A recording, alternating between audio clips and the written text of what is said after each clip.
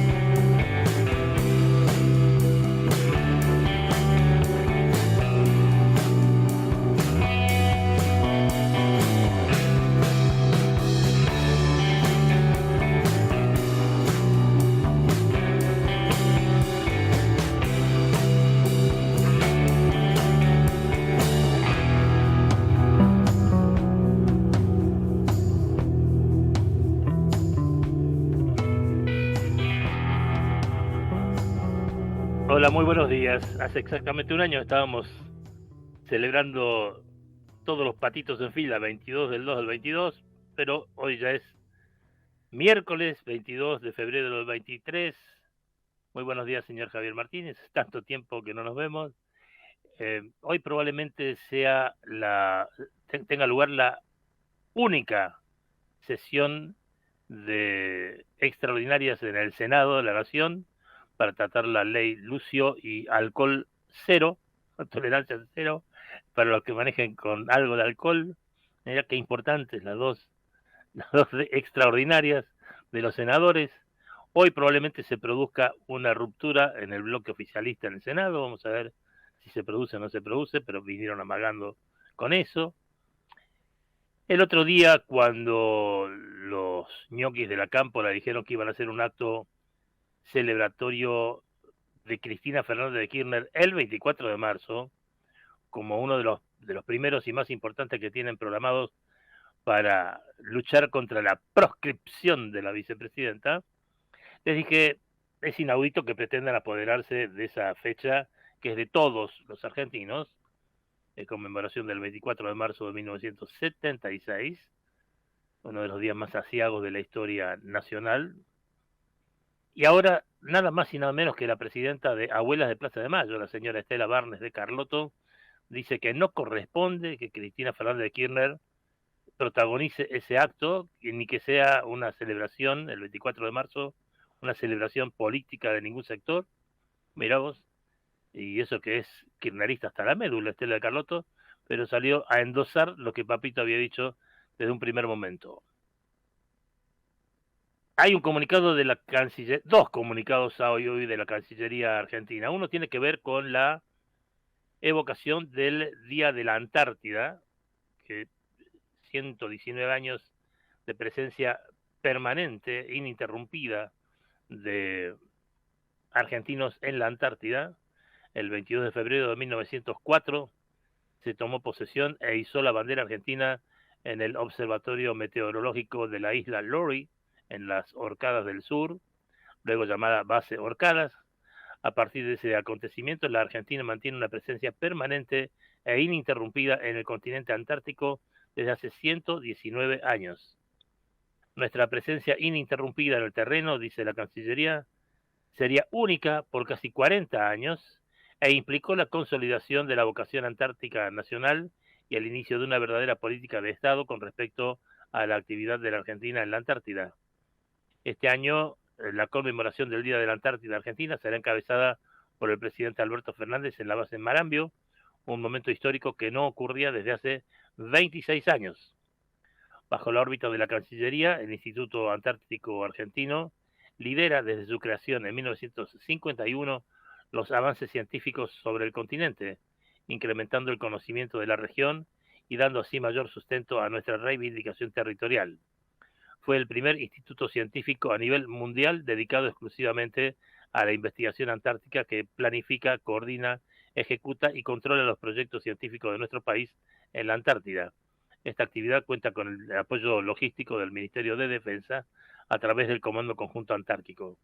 La ciencia antártica argentina constituye el eje central de nuestra política y la actividad científica contribuye a nuestros derechos de soberanía en la Antártica. Bueno, lo cierto es que hay que ver si puede llegar el presidente a la base Marambio, y está que trina la loca, la maléfica, porque no quiere que Alberto Fernández protagonice más actos, no quiere que haga campaña. Ella entiende que todos estos actos se inscriben en un programa de eh, caer más simpático el presidente ante la gente, y ella no quiere nada de eso. Hoy tendría que haber arrancado también con una celebración más bien doméstica, amistosa. Hoy es el cumpleaños de Matías Méndez, ex productor de nuestro Programejo, cuando no era un Programejo, era un programón de la puta madre. Y curiosamente el viernes pasado fue el cumpleaños de otro Matías, que también fue productor de nuestro programa. Ambos trabajaron con mi adorada Verónica Raimondi, queridísima productora. Una pena, una de esas desgracias horripilantes, una muerte prematurísima, 33 años tenía Verónica, y, y trabajaron, eso fue fines del siglo pasado, principio de y teníamos un programa de la puta madre, con gente maravillosa integrándolo, Nora Beiras, Alberto Barilari, Julio Gambina, por ejemplo, Luis Domeniani, ¿no? Fantástico programa. Pero era antes de la aparición de los telefonitos de mierda estos, y de Twitter, y de Facebook, y de las redes, en donde todos los integrantes de los programas ahora están mandando mensajitos: estoy con menganito, estamos entrevistando fulanito, desentendidos del meollo del programa, del desarrollo del programa. Me pregunto si, hablando de comunicación, si ante cada episodio que ocurre, como por ejemplo, cualquier cosa, ponerle el viaje de Larreta a Jujuy para encontrarse con Gerardo Morales y su, o un acontecimiento que tenga que ver con el oficialismo, por ejemplo, los dichos de Pichetto sobre el Ministerio de las Mujeres y las réplicas. La Nación y Clarín salen en busca de los mismos, es decir, Waldo Wolf, La Bullshit y Fernando Iglesias, para representar a lo que Clarín y La Nación llaman la oposición. O sea, la oposición es estos energúmenos del PRO y nada más. Sería interesante investigar qué efecto producen estas manipulaciones groserísimas de la instalación de personajes, ¿no? Porque instalan todo el tiempo. Por ejemplo, en La Nación, desde que lo compró Macri, hay una foto de Macri todos los días y alguna noticia protagonizada por Macri, o varias, todos los días. Pero generan simpatía, van a decir, los lectores de estos portales, porque ya los diarios de papel no los lee nadie. Los lectores de estos portales se sentirán atraídos por la imagen constante, repetida de Mauricio Macri, o dirán: che, qué burdo es esto, qué se creen Mañeto y José del Río y Zaguier, que nos van a engatusar repitiendo personajes. La Cancillería Argentina decía, y el presidente de Chile, Gabriel Boric, se manifestaron dispuestos a darles nacionalidad a los expatriados de Ortega. Y hace una semana, en Madrid, donde vive exiliado desde hace tiempo, el grandísimo escritor Sergio Ramírez, que fue vicepresidente de la primera junta de gobierno sandinista, la presidenta fue la señora Violeta Barrios de Chamorro, y luego, cuando Violeta renunció a la presidencia, el presidente fue Daniel Ortega, y también durante un tiempo lo acompañó como vicepresidente Sergio Ramírez. Digo, Sergio Ramírez, que es un escritorazo de la puta madre, dijo que si la Argentina concedía nacionalidad a los expatriados nicaragüenses, él se haría argentino. Y te digo, nada me gustaría más que tener como compatriota, y no soy patriotero, con nacional, digámoslo así, como con nacional a Sergio Ramírez, que además es eh, como es un hombre muy mayor, pertenece todavía a esas varias generaciones de admiradores de la Argentina que hubo en toda América Latina hasta, digamos, los años 40 del siglo o 50 del siglo XX.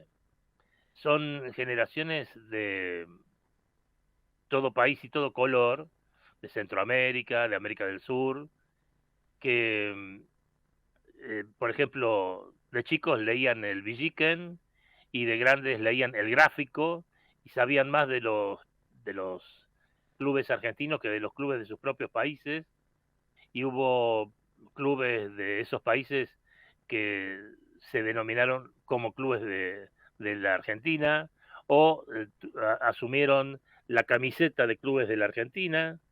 Bueno, y que se acabó esa admiración que había, que muchas veces era también tirria por la soberbia, ¿no? Bueno, eso se acabó. Qué lejos queda, ¿no?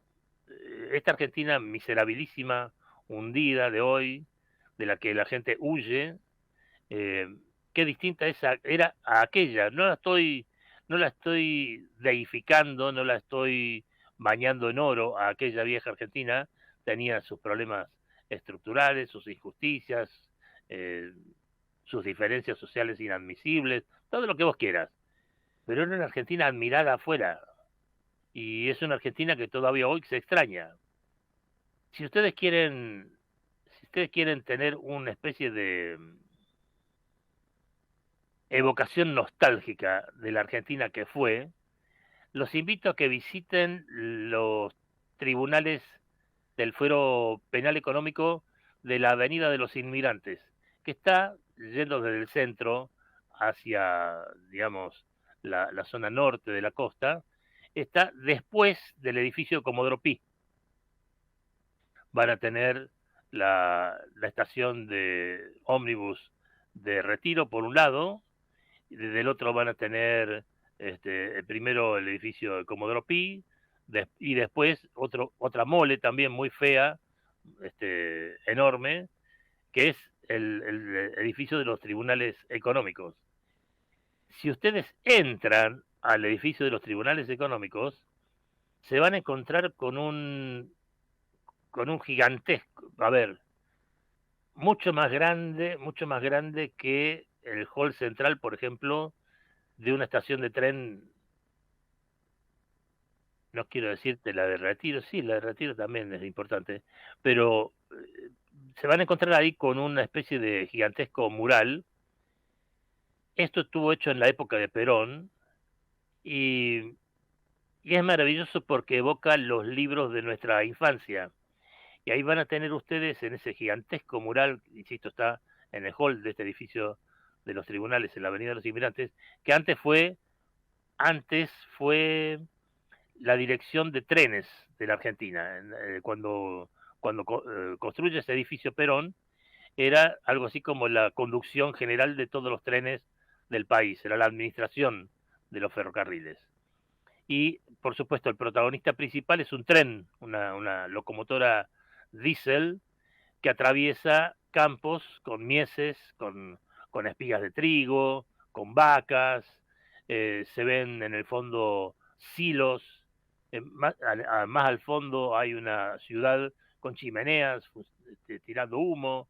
Bueno, es Argentina, no existe más que en ese gigantesco mural que quiso plasmar un momento, y lo logró, ¿eh? Quiso plasmar un momento de la Argentina, pero ya, chau, esto, ¿cómo se recupera aquello, no? Al menos, ¿cómo se recupera aquella mística? ¿Cómo se recupera aquello de, che, este es un país de la puta madre, cuando en realidad estamos hundidos hasta la médula y hay 4,5 millones de personas que para subsistir tienen que mendigar un plancito, y hay estamentos políticos y sociales que medran con eso y cobran un Diego por dar ese plancito, como por ejemplo Pérsico, Grabois y compañía, ¿no? Administradores de la pobreza, genios, porque se avivaron de la gran habilidad de la Iglesia Católica Apostólica Pedófila Romana y otras este, creencias que tienen a los curas currando con la expectativa de algo mejor y te venden el boleto para la vida eterna cerca de Dios, pero te cobran el Diego.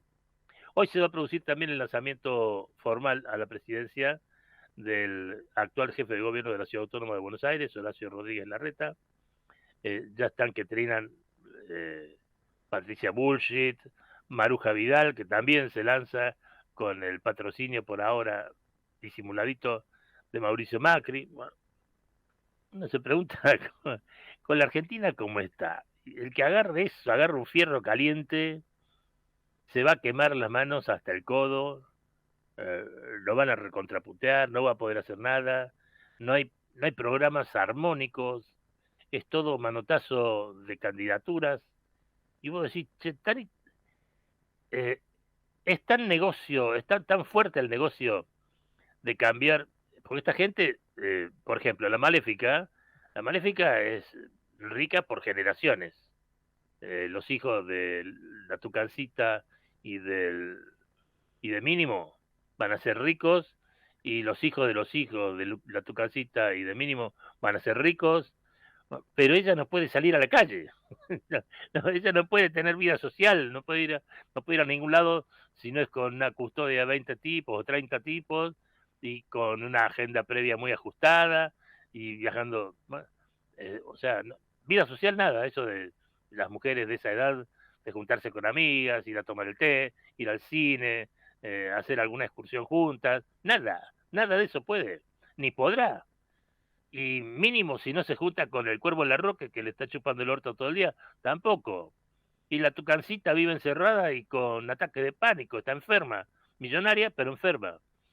Y ese es el porvenir de todos estos tipos. O sea, Macri, si no se la pasa escondido en Cumelén, se la pasa escondido en la Quinta de los Abrojos, pero no sale de ahí. Y lo más cerca que puede estar de la ciudadanía, lo más próximo a la Grande Babilón, es su oficina en la zona norte, en Torcuato, creo, ¿no? Por ahí. San Fernando. Pero no puede tener vida social tampoco. No, vale, si no juega al fútbol con los amigos en su quinta, se jode, no puede salir. Otro que no puede ir al cine, ¿no? Entonces me pregunto, todas estas fortunas, todas malavidas además, porque es semejante, no se puede hacer, no se puede amasar una fortuna sin hacer harina a los demás, como bien nos enseñó Quino a través de Mafalda. Eh, ¿Qué expectativa tendrán estos tipos que quieren agarrar la manija mayor de la Argentina? ¿Qué se puede hacer con eso? Te, te convertís en ultra rico, pero al mismo tiempo te convertís en un paria. Después, salvo los 4 o 5 amigos o aquellos con los que repartiste un poco la riqueza mala vida, no te van a dar pelota, no vas a poder salir a la calle, vas a ser un tipo como los parias de la India, intocable, un leproso. Y hoy es el aniversario, este me gustaba mucho. Hoy es el aniversario del nacimiento en 1788 de uno de los más grandes, más interesantes, más que más grandes, más interesantes filósofos de la historia, que es el señor Arthur Schopenhauer. O Schopenhauer, pueden decirle Schopenhauer, tranquilo, no se va a ofender nadie porque nació en un país que ya no existe, era el reino de Prusia, que se llamaba el reino de las dos, la República de las Dos Naciones, en Danzig, o Gdansk, como ustedes prefieran, que ahora está muy de moda, Gdansk ese.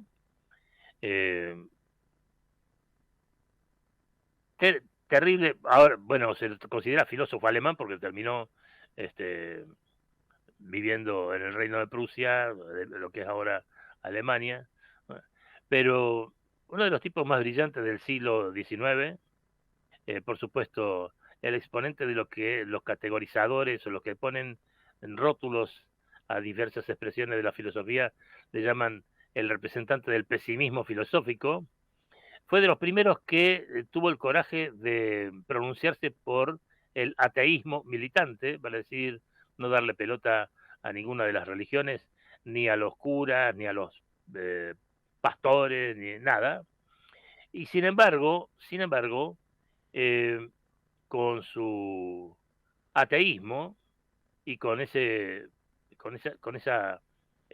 intención de pensarse a sí mismo y pensar a los otros con cabalidad, tendió puentes hacia el budismo, el taoísmo, el Vedanta, eh, tuvo como principio el ascetismo.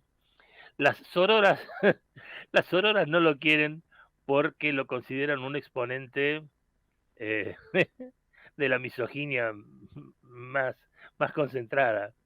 Tiene un trabajo maravilloso, se llama El mundo como voluntad y representación, pero lo más importante que, o por lo menos a lo que más me gusta a mí, es On Liberty, sobre la libertad, un trabajo fantástico del señor Schopenhauer.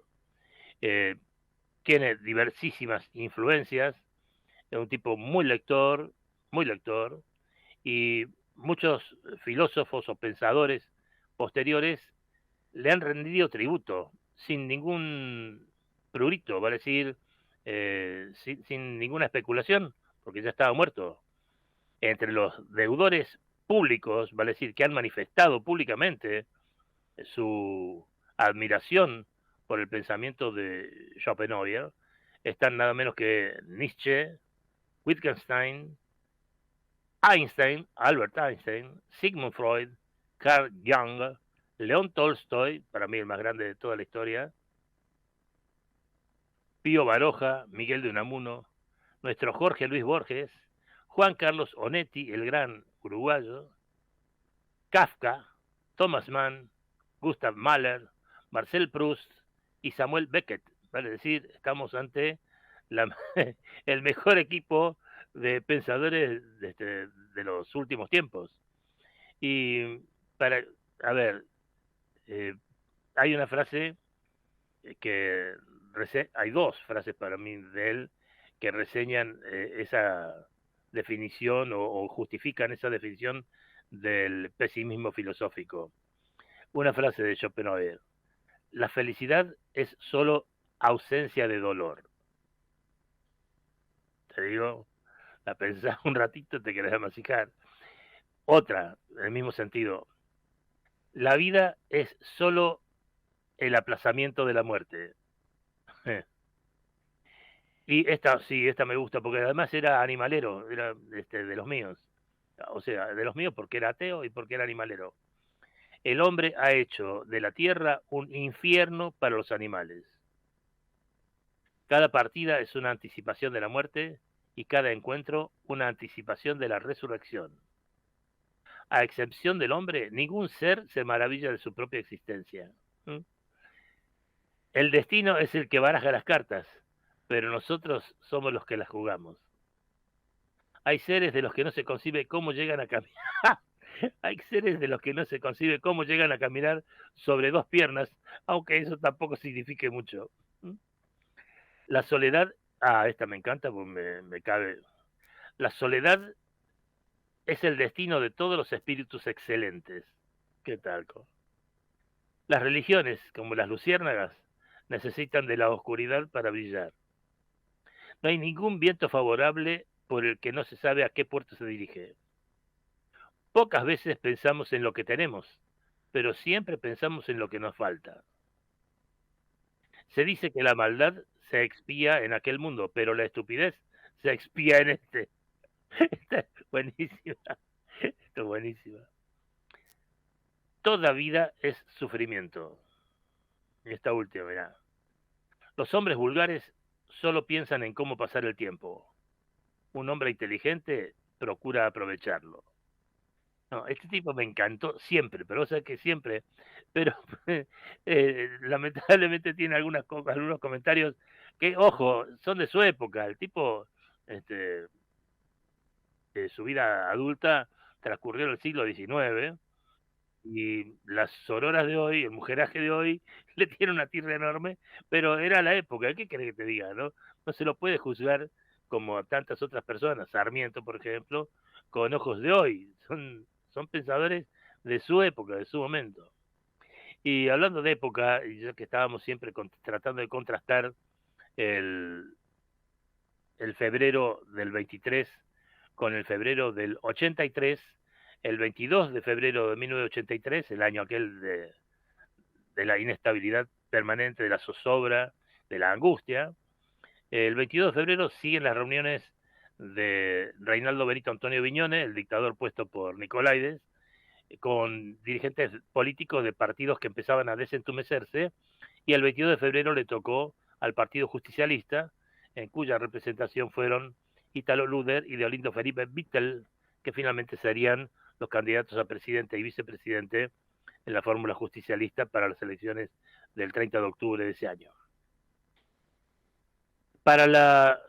dos anuncios. Para la segunda media hora tengo una nota lindísima del New York Times en reivindicación de un hombre que en este momento está agonizando en los Estados Unidos, un hombre muy mayor, pero al que yo le tuve siempre una enormísima simpatía, que fue el presidente Jimmy Carter.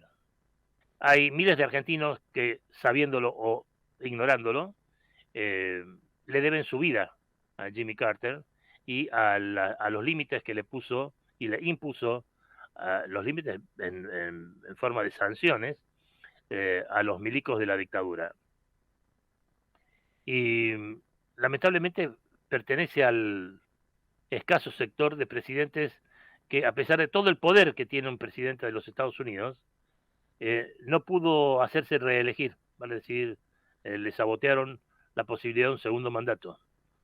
Y precisamente por eso tiene una muy mala evocación en los Estados Unidos, pero hay una nota de hoy en el New York Times a la que adhiero, piensa solo en el flanco interno de la personalidad de Carter, pero yo podría agregar lo que se puede agregar desde acá, desde el coño sur del mundo.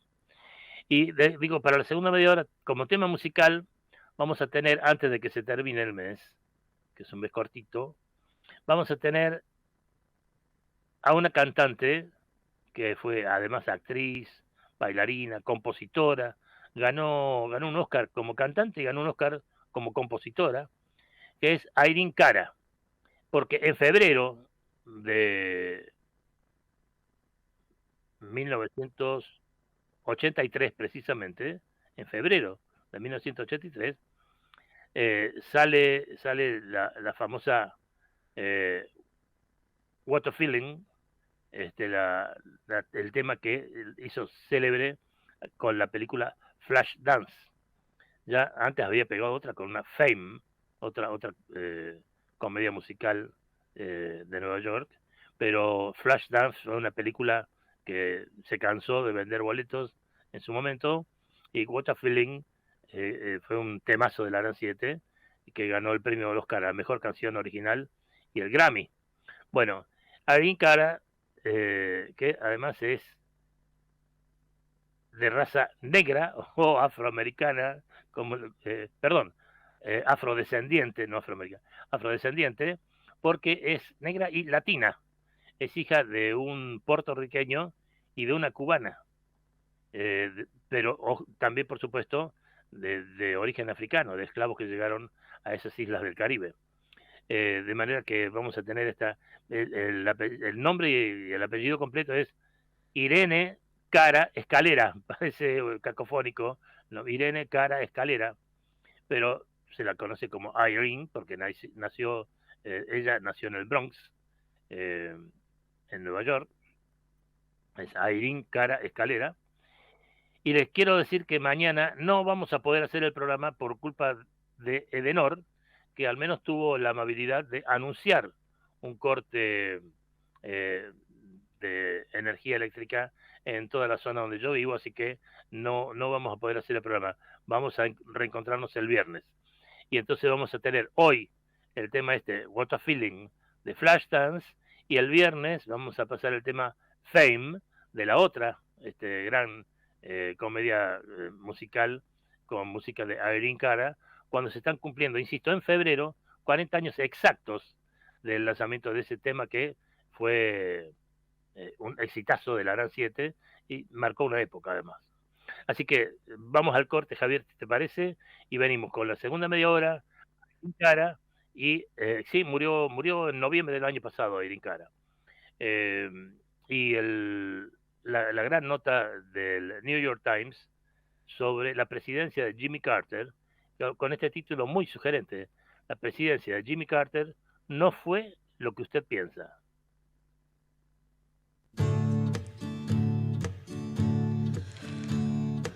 Ya volvemos con Otra Cosa. You must leave now, take what you need, you think will last. But whatever you wish to keep, you'd better grab it fast. Yonder stands your orphan with his gun, crying like a fire in the sun. Look out, the saints are coming through, and it's all over now, baby blue. Vamos la radio, somos tu voz. Vamos con Eco, siempre la verdad y la mejor información. Tengo algo excelente para recomendarte. MGN Salud es la empresa de medicina privada que te da más servicios, más beneficios y la mejor atención. Envíanos un WhatsApp al 11 40 46 27 27 y asociate a MGN Salud. Asesórate ahora y aprovecha tus aportes. Envíanos un WhatsApp al 11 40 46 27 27 y conoce los beneficios de estar bien protegido. MGN Salud, siempre cerca. Superintendencia de Servicios de Salud, www.sssalud.gov.ar, 0800-222-72583, RENEM, número 117924. El mejor gimnasio te espera. OnFit es de primera. En OnFit vamos a cuidarte. En OnFit venimos a encontrarte. La Posada Morada dos Ventos te espera en Pipa, la mejor playa del nordeste de Brasil. Única por su bahía con delfines. 12 exclusivos departamentos y 3 piscinas circulares en medio de un jardín tropical. Podés venir con cualquiera de las vacunas aplicadas en Argentina. www.moradadosventos.com. Morada Dos Ventos, Pipa, el primer lugar cuando decidas viajar. Todo lo que hicimos en la costa lo hicimos porque nos escuchamos y trabajamos en equipo. Vos, que querés vivir en un lugar que te encante, y nosotros que lo estamos haciendo. Y así funciona. Juntos hacemos más y disfrutamos más de la costa. Vivamos Vicente López. Informate en ecomedios.com. Seguinos en Twitter, @ecomedios1220. Estás en Otra Cosa con Enrique Vázquez. Estás en Ecomedios AM 1220. You must leave now, take what you need, you think will last. But whatever you wish to keep, you'd better grab it fast. Yonder stands your orphan with his gun, crying like a fire in the sun. Look out, the saints are coming through,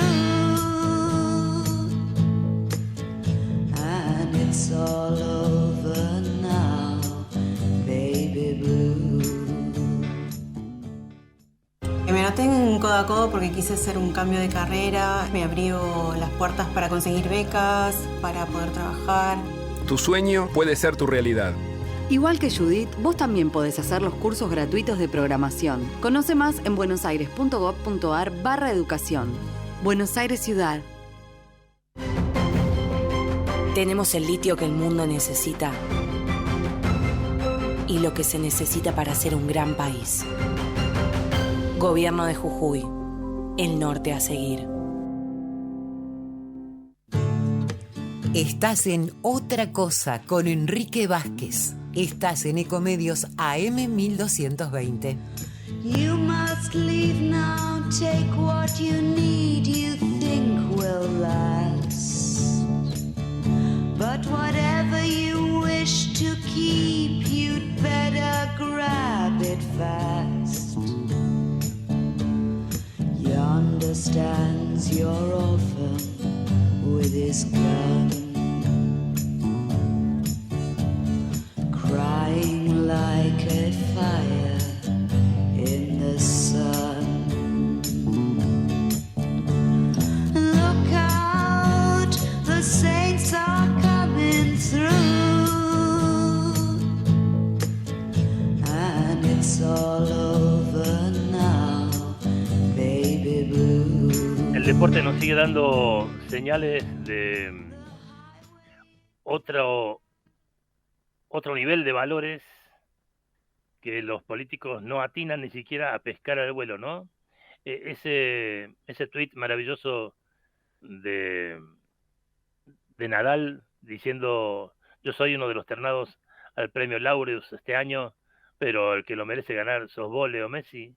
Y Leo Messi respondiendo: que un tipo como vos me diga eso me deja sin palabras, pero si hay alguien que lo merece, sos vos. No, es algo increíble, pero increíble. Hay que recordar, el negrito Hamilton ganó ese premio Laureus en alguna oportunidad, otro caso de deportista maravilloso dentro y fuera del habitáculo del Fórmula 1, pero qué distinto a la mierda que uno ve en política, ¿no? Oh, por favor. Estábamos con las con la efeméride esta de... estoy viendo muy bien.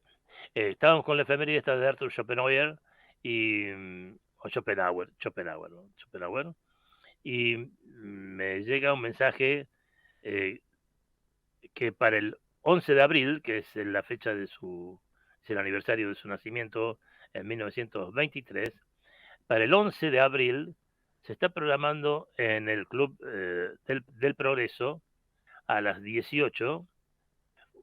Se va a recordar el centenario del nacimiento de Isai Clase. Sacudite con un poco más de ruido, Choco, que estamos transmitiendo en vivo. Esto lo organiza la Fundación 5 de octubre del 54. Es una fundación de la que participaron, bueno, Milo Gibaja, por ejemplo, Manuel Chocrón, el propio Isai Clase. Es una que evoca algunos de los crímenes horribles que se cometieron durante el segundo gobierno de Juan Domingo Perón. Isai Clase, quizá mucha gente no lo tiene claro, no lo tiene. Fue un gran librero, un promotor de la lectura, de la organización profesional de la editorial argentina. Importó libros de América y España, creó una fundación, creó una gran editorial propia que se llamó Tres Américas, precisamente por el lazo entre América del Norte, América Central y América del Sur, y fue el promotor y fundador de la Feria Internacional del Libro de Buenos Aires, nada más y nada menos, y después fue consultor de los mexicanos para crear la otra gran Feria Internacional del Libro que hay en nuestro continente, que es la Feria Internacional del Libro de Guadalajara. Te digo, un tipo interesantísimo, hijo de inmigrantes judíos rusos que llegaron a la Argentina a principios del siglo XX. Su madre fue una militante socialista, Nina Voronovitsky, que llegó desde Odessa, escapando de un pogrom en el que habían matado a su padre, a Leonardo Voronovitsky. El padre de Isai Clase fue Aarón Clase, un gran violinista, medalla de oro del Conservatorio de la Sociedad Imperial de Música de San Petersburgo, vale decir, lo que hoy se llama Conservatorio de San Petersburgo. Isai Clase se casó en el 54 precisamente con Eloísa Alarcón, exiliada republicana española, y su segunda esposa fue Mary Turner, editora de bibliografías, bueno, militante del Partido Socialista, militante de la Federación Universitaria de Buenos Aires, perseguido, por lo tanto, por el peronismo en la época de Alpargatas sí, libros no, y gran editor de Américo Gioldi, de Emilio Frugoni, de Sidney Hook, del gran Víctor Serge, uno de los más maravillosos periodistas y espías del mundo, de George Orwell. Bueno, el 11 de abril, cuando se cumplan 100 años de su nacimiento, va a ser homenajeado en el Club del Progreso por la fundación de la que formó parte inicial. Este artículo de Kate Bird es maravillosísimo desde todo punto de vista, y es la vocación del presidente Jimmy Carter, que en este momento está en los últimos días de su vida. Y arranca precisamente contra el pensamiento más instalado. Dice, el hombre no era lo que vos pensás, él era duro, era intimidante en extremo. Jimmy Carter fue quizás el hombre más inteligente, trabajador y decente que ocupó el despacho oval en el siglo XX. Casi nada, ¿no? El más inteligente, trabajador y decente que ocupó el despacho oval en el siglo XX. Dice el autor de la nota, cuando lo entrevisté con regularidad hace unos años, hizo una biografía de Carter, este autor. Él tenía poco más de 90 años, pero todavía se levantaba con el amanecer y llegaba temprano al trabajo. Una vez lo vi realizar una reunión a las 7 de la mañana en el centro Carter, donde pasó 40 minutos caminando de un lado al otro del escenario, explicando los detalles de su programa para erradicar la enfermedad del gusano de Guinea. Era implacable. Más tarde, ese mismo día, me dijo a mí, su biógrafo, exactamente durante 50 minutos, me dedicó para hablar sobre sus años en la Casa Blanca. Esos brillantes ojos azules me taladraron con una intensidad alarmante, pero era obvio que había quedado más interesado con el tema de los gusanos de Guinea. Carter sigue siendo el presidente más incomprendido del último siglo. Un liberal sureño sabía que el racismo era el pecado original de la nación. Fue un progresista en el tema de la raza, declarando en su primer discurso como gobernador de Georgia en 1971 que el tiempo de la discriminación racial ha terminado, para gran malestar de muchos estadounidenses, incluido un buen número de sus compatriotas sureños. Y sin embargo, como alguien que había crecido descalzo en la tierra roja de Arcady, una pequeña aldea al sur de Georgia, estaba inmerso en una cultura que había conocido la derrota y la ocupación. Eso lo convirtió en pragmático.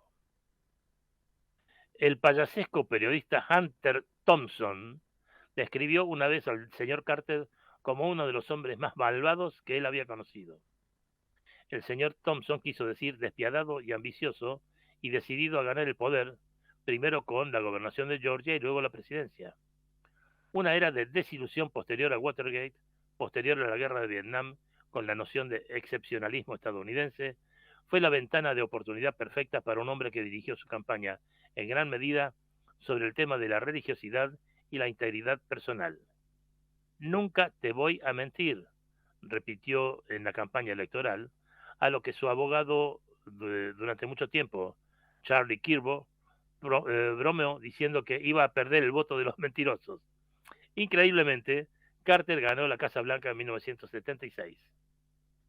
Decidió usar el poder con rectitud, ignorar la política y hacer lo correcto. De hecho, era fanático del teólogo protestante favorito del establishment, Reinhold Niebuhr, quien escribió: «Es el triste deber de la política establecer la justicia en un mundo pecaminoso». El señor Carter, un bautista del sur de Niebuhrian, era un verdadero caso atípico. Él pensó que la política era pecaminosa, dijo su vicepresidente Walter Mondale. Lo peor que podías decirle a Carter, si querías que hiciera algo, era que era políticamente lo mejor que podía hacer. Carter rechazó rutinariamente el astuto consejo de su esposa, Rosalind, y de otras personas de posponer iniciativas políticamente costosas como los tratados del Canal de Panamá hasta su segundo mandato. Su presidencia se recuerda de manera simplista como un fracaso, pero fue más importante de lo que la mayoría recuerda. Suscribió los acuerdos de paz de Camp David entre Egipto e Israel, el acuerdo de control de armas SALT II, la normalización de las relaciones diplomáticas y comerciales con China, y la reforma migratoria. Hizo del principio de los derechos humanos una piedra angular de la política exterior de los Estados Unidos, plantando las semillas para el desmoronamiento de la Guerra Fría en Europa del Este y Rusia. Desreguló la industria de las aerolíneas, allanando el camino para que los estadounidenses de clase media volaran por primera vez en gran cantidad, y reguló el gas natural, sentando las bases de nuestra independencia energética actual. Trabajó para exigir cinturones de seguridad o bolsas de aire en los autos que salvarían 9.000 vidas estadounidenses cada año. Inauguró la inversión nacional en investigación sobre energía solar y fue uno de los primeros presidentes en advertirnos sobre los peligros del cambio climático. Impuso la ley de tierras de Alaska, triplicando el tamaño de las áreas silvestres protegidas por la nación. Su desregulación de la industria cervecera casera abrió la puerta a la próspera industria cervecera boutique de los Estados Unidos y nombró a más afroamericanos, hispanos y mujeres para la banca federal, aumentando sustancialmente su número. Pero algunas de sus controvertidas decisiones, tanto en casa como en el extranjero, fueron igual de importantes. Sacó a Egipto del campo de batalla por Israel, pero siempre insistió en que Israel también estaba obligado a suspender la construcción de nuevos asentamientos en Cisjordania y permitir a los palestinos un autogobierno. A lo largo de las décadas, argumentaría que los asentamientos se convirtieron en un obstáculo para una solución de dos estados y una resolución pacífica del conflicto. No tuvo miedo de advertir a todos que Israel estaba tomando un camino equivocado al avanzar hacia una especie de apartheid. Lamentablemente, algunos críticos imprudentemente concluyeron que estaba siendo anti-israelí o algo peor. Dijeron antisemita. Después de la revolución iraní, el señor Carter se resistió correctamente durante muchos meses a las presiones de Henry Kissinger, David Rockefeller y su propio asesor de seguridad nacional, Zbigniew Brzezinski, para otorgar asilo político al depuesto Shah de Irán. El señor Carter temía que, al hacerlo, iba a inflamar las pasiones iraníes y pondría en peligro nuestra embajada en Teherán. Él estaba en lo correcto. Apenas unos días después de acceder a regañadientes y que el Shah se registrara en un hospital de Nueva York, nuestra embajada fue invadida. La crisis de los rehenes de 444 días hirió gravemente a su presidencia. Pero Carter se negó a ordenar represalias militares contra el régimen canalla de Teherán. Eso hubiera sido políticamente fácil de hacer, pero también sabía que con eso ponía en peligro la vida de los rehenes. La democracia a través de sus resortes diplomáticos va a funcionar, dijo. Y sin embargo, ahora tenemos buenas pruebas de que el jefe de campaña de Ronald Reagan, Bill Casey, hizo un viaje secreto a Madrid en el verano de 1980, en el que se reunió con un representante del Ayatollah Ruhollah Khomeini y así prolongó la crisis de los rehenes. Tal interferencia en las negociaciones de los rehenes buscó negarle a la administración Carter una sorpresa de octubre y una liberación de los rehenes al final de la campaña, y eso fue un acto político sucio y un trato injusto hacia los rehenes estadounidenses. La presidencia de Carter estuvo virtualmente libre de escándalos. A menudo pasaba 12 horas o más en la oficina Oval leyendo 200 páginas de memorándums al día. Tenía la intención de hacer lo correcto y de inmediato. En 1976, mientras ganaba los votos electorales del sur y los votos populares sindicales, judíos y negros, por el contrario, en 1976 ganó los votos electorales del sur y los votos populares sindicales, judíos y negros. En el 80, el único gran margen que sostuvo Carter fue entre los votantes negros.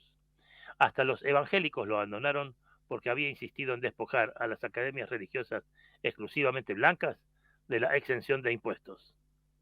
La mayoría del país lo rechazó como presidente muy adelantado a su tiempo, demasiado yanqui georgiano para el Nuevo Sur y demasiado populista atípico para el norte. Si las elecciones de 1976 ofrecieron la esperanza de curar la división racial, su derrota en 1980 indicó que el país estaba regresando a una era conservadora. Era una narración trágica familiar para cualquier sureño. La derrota de la reelección de Carter lo sumió temporalmente en una gran depresión.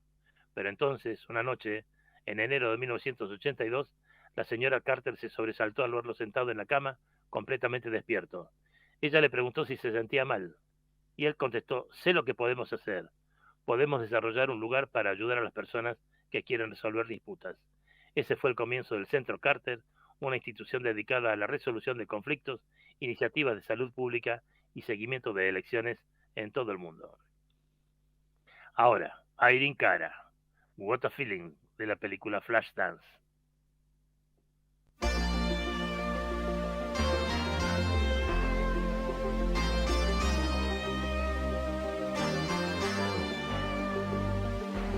First, when there's nothing but a slow glowing dream that your fear seems to hide deep inside your mind. All alone I have cried silent tears full of pride in a world made of steel, made of stone.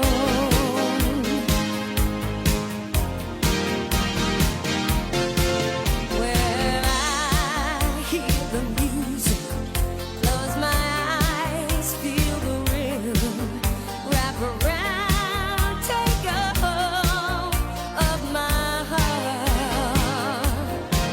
What a feeling,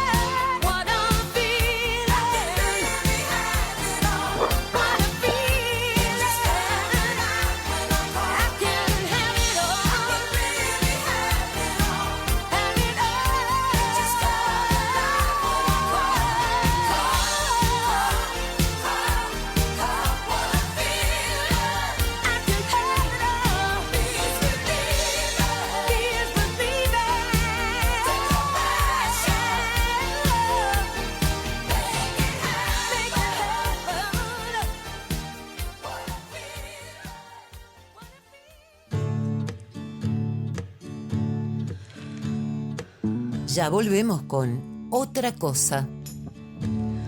You must leave now, take what you need, you think will last.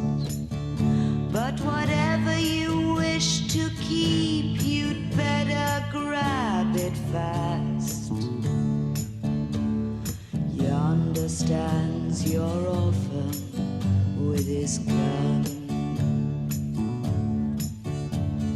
crying like a fire in the sun. Look out, the saints are coming through, and it's all over now, baby blue. Secundario lo terminé a los 26, me siento cómodo y realizado como persona. De hecho, de tener títulos secundarios como que te abre esas puertas que están muy buenas. Tu sueño puede ser tu realidad. Igual que Boris, vos también podés terminar el secundario desde donde vivas y a cualquier edad. Conoce más en buenosaires.gov.ar/educación. Buenos Aires Ciudad. Estamos construyendo 258 escuelas con la renta de nuestro Parque Solar Gauchari. Tenemos lo que nuestros chicos necesitan y lo que se necesita para ser un gran país. Gobierno de Jujuy. El norte a seguir. Estás en Otra Cosa con Enrique Vázquez. Estás en Ecomedios AM 1220. You must leave now, take what you need, you think will last. But whatever you wish to keep, you'd better grab it fast. Yonder stands your orphan with his gun. Sí, nos vamos hasta el viernes. Espero que mañana ponga buena música Javier. Nos vemos con esta noticia, por lo menos compensa. Por un operativo relámpago dispuesto por la Secretaría de Comercio, se aplicaron multas por más de 806 millones de pesos la semana pasada para los supermercados Día, Jumbo, Carrefour, Disco, Vea y Maxi Consumo, por faltantes de productos de precios justos en las góndolas o porque, falta de cartelería, uso de carteles en góndolas de productos que no forman parte del programa, duplicidad de etiquetado. Bueno, te digo, interesantísimo. 769 multas a empresas alimenticias y supermercados por un total de 806.450.000 pesos. Gracias, Javier Martínez. A ustedes los espero el viernes. No me fallen. Chau. Ha sido un placer.